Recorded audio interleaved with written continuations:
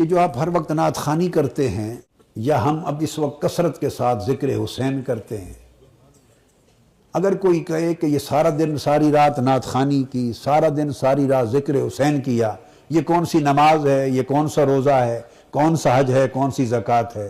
تو سادہ بات ہے بابا، ہم نے کب کہا ہے کہ یہ نماز ہے؟ ہم نے کب کہا ہے کہ روزہ ہے؟ ہم نے کب کہا ہے کہ حج ہے، زکوٰۃ ہے؟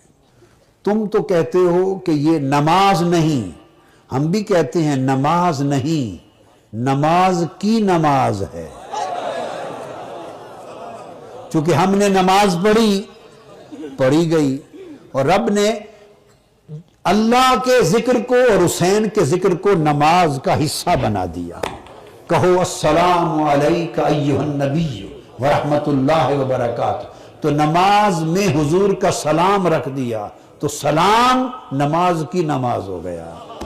اور آگے چل کے پڑھو اللہم صلی علی محمد وعلی آل محمد، محمد اور آل محمد پر درود و سلام رکھ دیا تو انہیں نماز کی نماز بنا دیا۔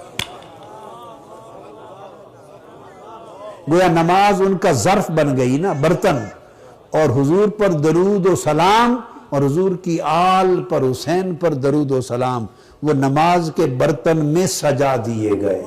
ہم نے کب کہا یہ نماز ہے؟ ہم تو نہیں کہتے یہ نماز ہے، ہم کہتے ہیں یہ صلاۃ نہیں ہے، ذکر فی الصلاۃ ہے۔ مقصود بات کا سمجھانا یہ چاہتا ہوں، نماز عمل ہے، عبادت ہے، اور ان کا ذکر محبت ہے۔ اور عمل اور محبت کی دونوں کی اہمیت میں نے سمجھا دی۔ عمل تعلق کی اصل نہیں ہے، عمل تعلق کی فرع ہے، عمل شاخ ہے، اصل محبت ہے، اصل محبت ہے۔